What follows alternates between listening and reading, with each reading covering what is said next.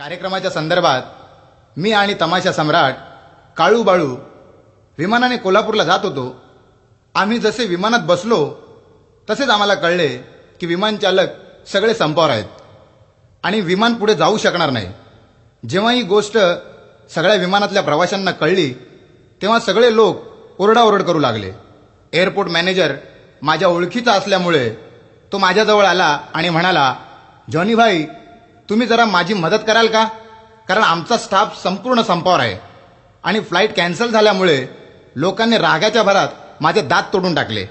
अशा अवस्थेत मी काही अनाउन्समेंट करू शकत नाही, तरी कृपया आपण अनाउन्समेंट करून सर्व लोकांना शांत कराल का. त्या मॅनेजरची अवस्था पाहून मी फार घाबरून गेलो होतो आणि मी तमाशा सम्राट काळू बाळू यांना विमानाची अनाउन्समेंट करण्यासाठी विनंती केली. त्यांनी आपल्या ढंगाने विमानाची अनाउन्समेंट कशी केली ऐका.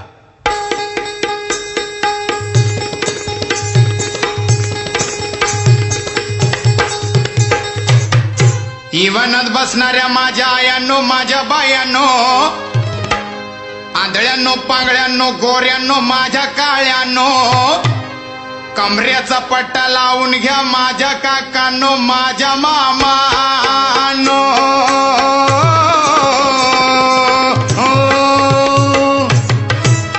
इवन सोलापूरला थांबणार नाही आणि सांगलीला थांबणार नाही, हा कोल्हापूरला थांबणार नाही आणि पुण्याला थांबणार नाही. अरे का का का का का कारण त्या इवनात ड्रायव्हर नाही, त्या इवनात कंडक्टर नाही, त्या इवनात ड्रायव्हर नाही.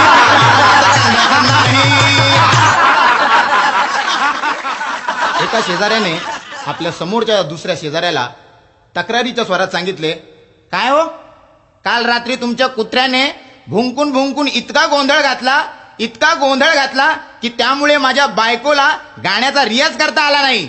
शेजारी म्हणाला, त्यात आमच्या कुत्र्याचा काही दोष नाही, खरं तर सुरुवात तुमच्याच बायकोने केली होती. एक छोटा मुलगा आपल्या बाबांबरोबर बाजारात गेला. बाबा बाजार घेत होते आणि लहान मुलगा कुत्र्याची शेपूट ओढत होता. बाबाने ते पाहिलं आणि ते म्हणाले, गाढवा राजू, कुत्र्याची शेपूट ओढू नको, तो चावील. तर राजू म्हणाला, बाबा मी कुठे ओढतोय, मी तर फक्त शेपूट धरली आहे, कुत्र्याच ओढतोय. एक लहान मुलगा आपल्या बाबांकडे आला आणि म्हणाला, बाबा बाबा, गायीवर मी पेन्सिल ठेवली ना की गाय पळते. बाबा म्हणाले, अरे गाढवा, पण गायीवर पेन्सिल का ठेवतोस. कारण बाईच म्हणाल्यात गायीवर निबंध लिहून आणा म्हणून. अरे गाढवा, गायीवर निबंध लिहायला सांगितले तर तू गायीवर पेन्सिल ठेवतोस. उद्या बाईंनी बाईवर निबंध लिहायला सांगितलं तर काय करशील. एका मित्राचं नवीनच लग्न झालं होतं, तर त्याला भेटायला त्याचा दुसरा मित्र त्याच्या घरी गेला आणि दाराची कडी वाजवली. आतून गोड आवाज आला, कोण आहे. बाहेरचा माणूस म्हणाला, वहिनी, मी मिस्टर मुंगी मुंगी. मग आतून ती बाई म्हणाली, अहो मग कडी काय वाजवता, पट्टीतून या ना. मित्र हो, तुम्हाला माहीतच आहे हिंदी आणि मराठी भाषा वेगवेगळ्या आहेत, परंतु काही लोक दोन्ही भाषा एकत्र करून जेव्हा बोलतात तेव्हा विनोद कसे निर्माण होतात ऐका. एकदा नेहमीप्रमाणे एक दूधवाला भैया दूध घालण्यासाठी एका घरी गेला व तिथे ती बाई म्हणाली, मेल्या भैया, कितना रे पातळ पातळ देताय तुम दूध. भैया म्हणाला, बहन जी पातळ नहीं दे रहा हूं, बात दरअसल यह है कि हमारा जो गाय है वो पानी बहुत पी रहा है, इसीलिए दूध बहुत पातळ दे रहा है. मेल्या भैया, किती रे खोटं बोलतोस तू. आधी किती जाडं जाडं दूध द्यायचा, आता किती खोटं बोलतोस. बहन जी, हम जो हो हम खोटा नहीं बोल रहा हूं, हम तोहरी कसम खा के खरा बोल रहा हूं. हमारा गाय जो है पानी बहुत पी रहा है. मेल्या भैया, पण तुला माहित आहे का, कालचा दूध सगळा नाशा. अरे बहन जी, दूध नाशा, बात दरअसल यह है तुमने भांडी नहीं घासा. एक भैयाजी रेल्वेने प्रवास करीत होता. तेवढ्यात एक टीसी त्याच्या जवळ आला आणि म्हणाला, भैयाजी तिकीट दिखाओ, तिकीट. भैयाजीने तिकीट काढून टीसी कडे दिलं तर टीसी तिकीट पाहत म्हणाला, अरे भैया जी ये तो प्लेटफॉर्म का तिकीट है. तो भैया म्हणाला, तो हमको भी तो प्लेटफॉर्म पर ही तो उतरना है. हल्ली ज्याच्या त्याच्या डोक्यात गाण्याचं खूळ आहे. ज्याला बघावं त्याला हल्लीच्या चित्रपटातल्या गाण्यांनी झपाटलंय. असाच एक माझा मित्र काळू बाळू बुद्या मात्रे, त्यालाही गाण्याची फार आवड आहे. त्याला कुणी काहीही विचारलं तर तो प्रत्येक प्रश्नांची उत्तरं गाण्यातच देतो. एके दिवशी तो रागारागाने रस्त्यावरून चालला होता तर त्याला दुसऱ्या मित्राने आगरी भाषेत विचारलं, काय रे बाला, काय झाला का? अरे रागारागन कुठं जातस? अरे काय झाला? काहीतरी बोल, काहीतरी सांग. गाण्याचं खूळ त्याच्या डोक्यात इतकं भरलं होतं की तो रागाच्या भरात गाण्यातच म्हणाला.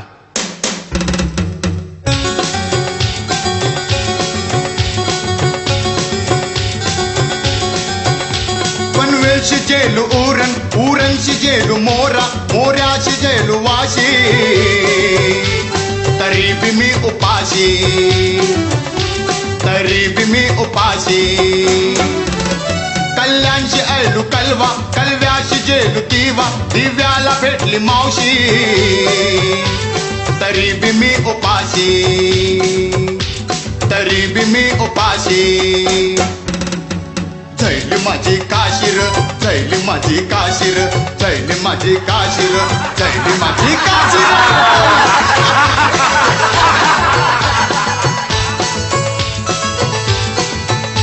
गोमू बघायला जेलो,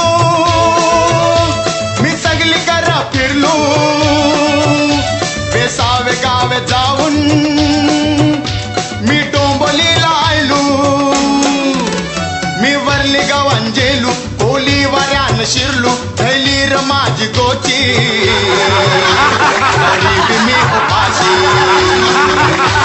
तरी बी मी उपाशी. पनवेलशी जेलू उरण, उरणशी जेलू मोरा, मोऱ्याशी ऐलू वाशी, तरी बी मी उपाशी, तरी बी मी उपाशी. जैली माझी काशीर, जैली माझी काशीर, जैली माझी काशीर, जैली माझी काशीर.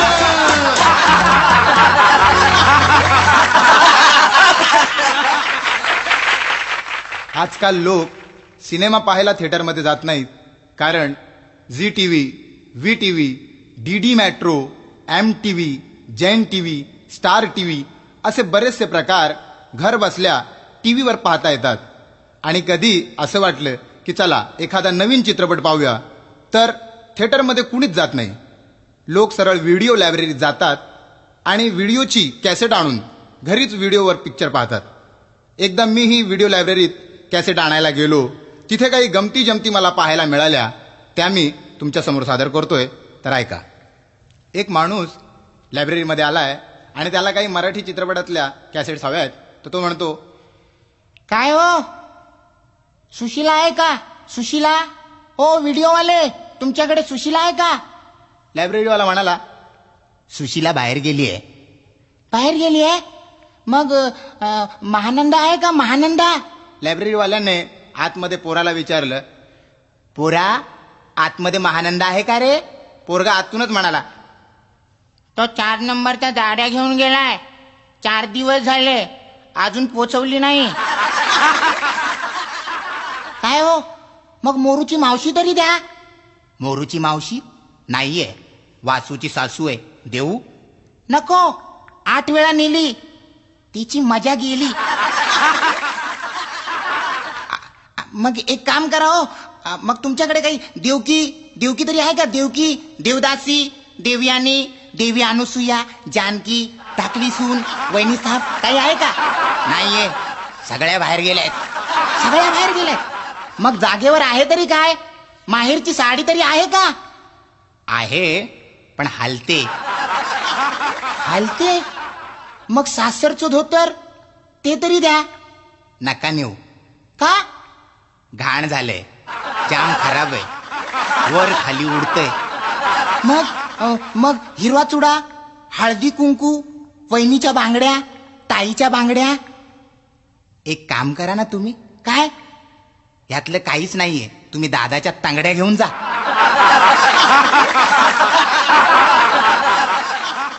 एक भंगारवाला ओरडत ओरडत चालला होता. भंगारवाले भंगार, जुनं पुराणं फाटलेलं फुटलेलं मोडलेलं तुटलेलं घेतो. भंगारवाले भंगार. अचानक एका बिल्डिंगीतून एक बाई बाहेर आली. त्या बाईला बघून तो भंगारवाला म्हणाला, बाईसाहेब, काही जुनं पुराणं फाटलेलं फुटलेलं आहे का? ती बाई चटकन म्हणाली, संध्याकाळी ये, ते कामावर गेलेत. एक हत्ती नदीच्या काठावर पाण्यात आंघोळ करत होता. इतक्यात एका बिळातून एक छोटासा उंदीर बाहेर पडला. त्याने हत्तीकडे पाहिलं आणि हत्तीचं भरगच्च शरीर पाहून तो हत्तीला म्हणाला, हे काय रे, तुझं वय काय? तुझं वय काय? हत्ती गालातल्या गालात हसला आणि म्हणाला, माझं वय 4 महिने. आणि तुझं काय आहे? हत्तीने उंदराला विचारलं तर उंदीर सुद्धा गालातल्या गालात हसला आणि म्हणाला, माझं पण वय 4 महिनेच आहे, पण मी लहानपणापासून आजारी आहे. मित्र हो, आपल्या देशातले बरेचसे लोक परदेशात जातात. काही फिरायला जातात तर काही पैसे कमवायला जातात. पण माणूस पहिल्यांदा जेव्हा परदेशात जातो तेव्हा त्याला वेगवेगळे अनुभव पाहायला मिळतात. आणि परदेश फिरून आल्यानंतर तो आपल्या मित्रांना, नातेवाईकांना, घरच्या लोकांना, शेजारच्या लोकांना, प्रत्येकाला परदेशातल्या गमती जमती सांगतो.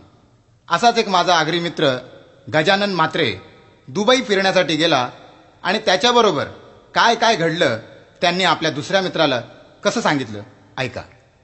कर भाऊजा, 1.5 महिना जेलता कुठं तू? कोण? मी ग? दुबईला गेलतो ना रे. कुठं रा? तिथं दिव्याला का? तुझे बिन तुझे ग. दुबई तिकडं ग. दुबई लांब.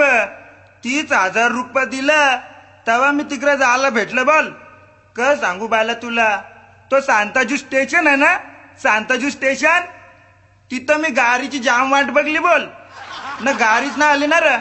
मी बोललो 30,000 रुपये दिलं, हे ज्या आला गाडी कुठं ना, तिथे काल्याकोटवाला टिशी होता ना, टिशी. मी त्याला विचारलं, करे काल्याकोटवाले टिशा सगळे सुट्टीवरच का? एक बी निवानात दिसत नाही. हे ज्या आला गेलं कुठं सगळं?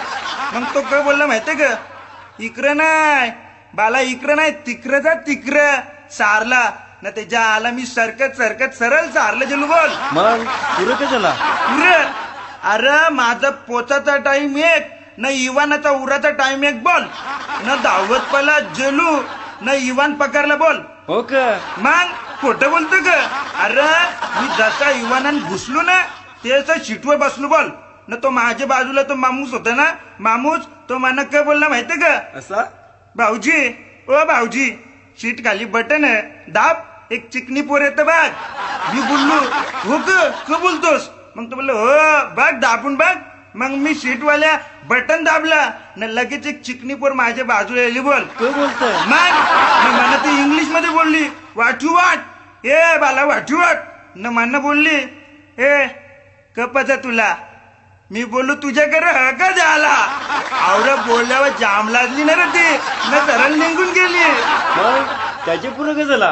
अरे माझ्या बाजूला जो मनुष्य होता ना, त्याला मी काय बोललो माहितीये का, काय बोलला? आजूस खिरकीन खाली बघ, माणसं सगळी मुंगी सारखी दिसतात. जाम फरकला ना रे तो मला बोलला, इजी बिना मुंग्यात हत्या. अरे मुंग्यात हत्या, कुणीतरी बिस्किट खाऊन फेकले, इवान उरलंय कुठं? जागेवरच. मी खाली बघलं, झालं सगळं जागेवरच. मग पुरं का झाला? परत तीच पोर माझ्याकडे आली ना रे, ना मला काय बोलली माहितीये का, हो पट्टा लावून जा. मी बोललो, नारा बांधलेला, मग पट्टा कणाला लावायचा? ती बोलली, नाही पट्टा लावायला लागतं, इवान उरणार आहे ना. मग मी त्याच्या आला नारा खोलला ना, पट्टा बांधला. बोल ना, तो मामूस होता ना, मामूस माझ्या बाजूला, तो मला काय बोलला माहितीये का, गाणं बिणं ऐकत असेल ना तर कानाला तो हेडफोन लाव ना. मी बोललो, याच्या आला कानानं हेडफोन लावतं, पण ही पिन घालायची कुठं? ती बोलली म्हणा, बोखान घाल. नंतर काय झालं माहितीये का, काय झाला रे भाऊजी, काय झाला? ती मला परत बोलली ना रे, इवाना मध्ये काही बी लफरा झाला, काही बी झाला तर वरती लाल बटन फक्त तो दाबाचा न लगेच छत्री बाहेर काढायची न सरळ इवानाच्या बाहेर उरी मारायची बॉल. हे ज्या आला मी बोललो बसलो नाही की मला घाबरावायला सुरुवात. मी बसलो नाही की मला घाबरावायला सुरुवात. मी बोललो माझे 30,000 रुपये दे. हे ज्या आला मी घरी जात. मी पण जाम भरकलो बोल. चला रे भाऊजी. अरे मी छाती बाहेर काढली ना. ती पोरी होती ना तिला मी काय बोललो माहिती का, ए तुझे इवानाचे चाकन हवा बिवा है ना फुल न टाकीन पेट्रोल बिट्रोल है ना. हे ज्या आला पंखा बिंका बघून जे. ती मला काय बोलते म्हणते का. मी बोललो इवन जर उरल्यानंतर मधीच बंद पडला तर मला धक्का मारला सांगू नको. पहिली गोष्ट मी उतरणारच नाही. कट्टा बांधलेला बघून घे. नंतर काय झालं मग? नंतर कासा बिसा इवन डुबायला पोचला बोल ना. मग मी परत आजूसला बोललो, आजूस डुबाय आला कर. तो बोलला हो ना. मी बोललो मग उतर चाल काय उतर. तो बोलला हो जरा शिरी येऊ दे. मी बोललो हिच्या आला लाख रुपये खर्च केल्यात, मस्त पंखे बिंके लावल्यात ना, बाई बी भरली आहे ना, 12 रुपयाची शिरी ना लावू शकत. त्याच्या आला सगळा पालतू. तो इमान एकदम पालतू. पुरं काय झालं भाऊजी? नंतर शिरी बिरी आली ना. कासा बासा डुबायला उतरलो बोल ना. उतरल्यावर काय झालं माहितीये का? काय झाला? तिकडं सगळ्यांना कोर झालाय. सगळी पांढरी पुरकट माणसं बोल. ज्या आला स्टेशनावर उतरल्यावर जाम वैतागलो ना रे मी. कार काय झाला? अरे काय सांगू, जो तो येताना मानाच हात मिळवतो. ज्या आला मी जाम विचार केलाय हे काय करतानी लोक. नंतर काय झालं माहितीये का? काय झाला? अरे मी विसरलो ना रे. मी डब्यात दूध नेलता ना. मी बोलू तिच्या आला माझा डबा जेला कुठं ना. तिकडे एक टोपीवाला माणूस होता ना. टोपीवाला माणूस तो मला काय बोलला माहितीये का, तिकडे जा पाट्यावर तुझा डबा असेल ना. ते ज्या आला मी दावत पलत जेलू तर बघता तर काय माझा डबा दुधान भरलेला सगळा हलून दही चालता. आता काय बोलता बाला मी. याच्या पुढे कधी बिन डुबायला जायचं असेल ना, सरळ कल्याण स्टेशनावर उतरायचा ना. खिरकाली बस पकडायची डायरेक्ट दुबई. हो की नाही?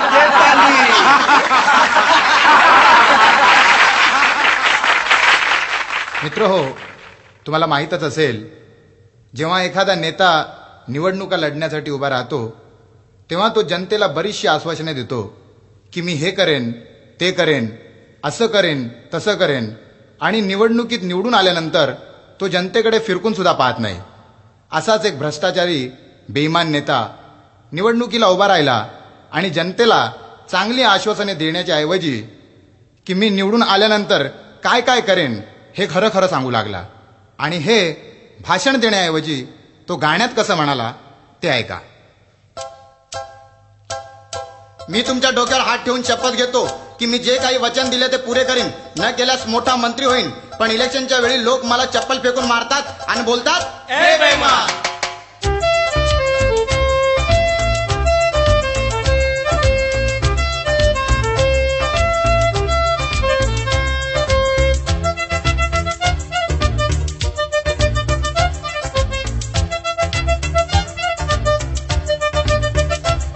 सारे मिळून या तुम्ही मला ओट द्या आता. मारा खुर्चीवर शिका आन नोट घ्या आता. मी करीन सार महाग नका होऊ गरम. लई सस्ती करीन देशी गावठी निरम. दारूचे धंदे खोला रस्त्यात. लूटमारी चोरी करा बिंदास्त.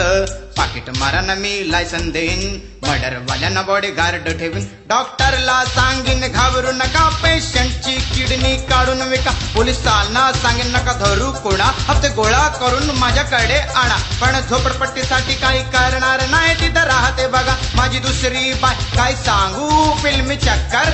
आता काढून टाकीन सेन्सर. दादा कोंडके खालील चड्डी. खेळील उषा संक बड्डी. सर पिक्चर ते सेक्सी बनवीन मी. अन मुंबईचा बँकॉक करीन मी. शाळा कॉलेज त्या बंद करीन मी. तिथे डिस्को ते क्लासेस खोलीन मी.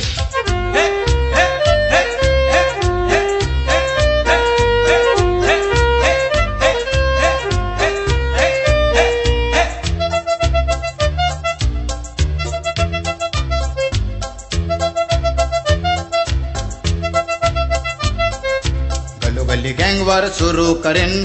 गोरगरिबांना मी गोळ्या घालीन. भावा भावांना इथं मी लढवीन. बॉम्बस्फोट जागोजागी मी घडवीन.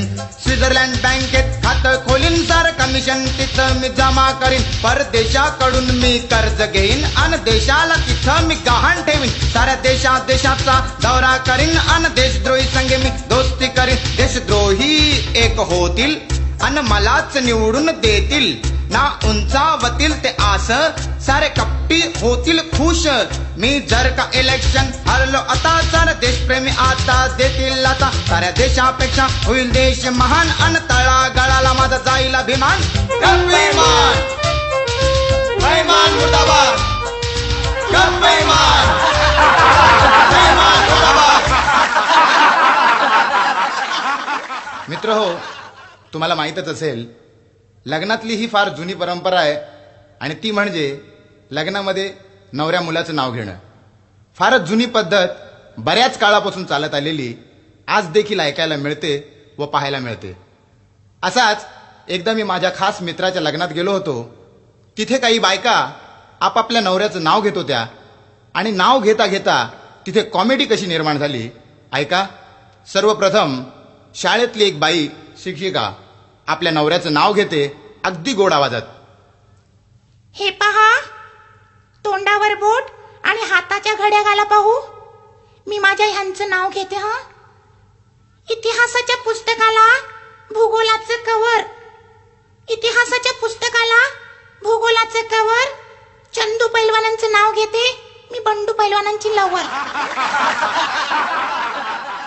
एक घाटीबाई आपल्या नवऱ्याचं नाव घेते. वाटीवर वाटी सोन्याची वाटी, वाटीवर वाटी सोन्याची वाटी. बाबूराव माझे दिसतेत घाटी. एक गुजराती बाई आपल्या नवऱ्याचं नाव घेते. तिच्या नवऱ्याचा धंदा आहे आणि ती धंद्याच्या हिशोबाने आपल्या नवऱ्याचं नाव घेते. धंद्यात धंद्याने कापडाचा धंदा, धंद्यात धंद्याने कापडाचा धंदा. जगनलाल मेला मगून मगनलाल केला. एक आगरीबाई आपल्या नवऱ्याचं नाव घेते. तिच्या डोक्यात चित्रपटाचं भूत आहे, चित्रपटातल्या कलाकारांचं खूळ आहे, तर ती चित्रपटातल्या हिरोनप्रमाणे आपल्या नवऱ्याचं नाव घेते. ती म्हणाली, इकडं गोविंदा ना तिकडं आमिर, इकडं गोविंदा ना तिकडं आमिर. माझ्या नवऱ्याचं नाव मिथुन भोईर. असा प्रकार चालला होता की अचानक एक भाजीवाली बाई तिथे पोचली आणि तिने सुद्धा आपल्या नवऱ्याचं नाव कसं घेतलं ऐका. वाटाण्याचा केला शिरा, त्यात घातलं खोबरं किसून किसून. प्रकाशराव माझे बसले रुसून, मी त्यांना घेतलं चाटून पुसून. सगळ्यात शेवटी एक म्हातारी बाई आली आणि म्हणाली, अगं मेलीनो, मला सुद्धा नाव घेऊ द्या. आणि तिने आपल्या नवऱ्याचं नाव कसं घेतलं बघा. दत्ताच्या देवळात करत होते आरती, दत्ताच्या देवळात करत होते आरती. ते गेले वरती आणि मी राहिले खालती.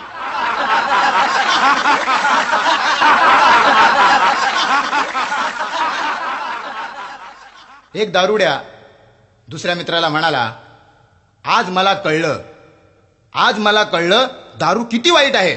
दुसरा मित्र म्हणाला, काय झालं तुला? काय झालं? अरे दारूमुळे सगळ्याच गोष्टींचा अतिरेक होतो. म्हणजे? आता हेच बघ ना, समोरच्या मैदानात 2 माणसं उभी आहेत. मी जर दारू पिऊन आलो असतो तर मला तिथं 4 माणसं दिसली असती. तर दुसरा म्हणाला, कुठे? समोरच्या मैदानात तर एकच माणूस आहे. 2 मित्रांचं भांडण चाललं होतं. त्याच्यात एक म्हणाला, गणप्या, माझ्या लपड्यामध्ये पडू नकोस, नाहीतर 64चे 64 दात तोडून टाकीन. चटकन तिसरा मित्र म्हणाला, अरे राजू, 64 कसे काय रे? मला माहित होतं तू पण मध्ये बोलशील.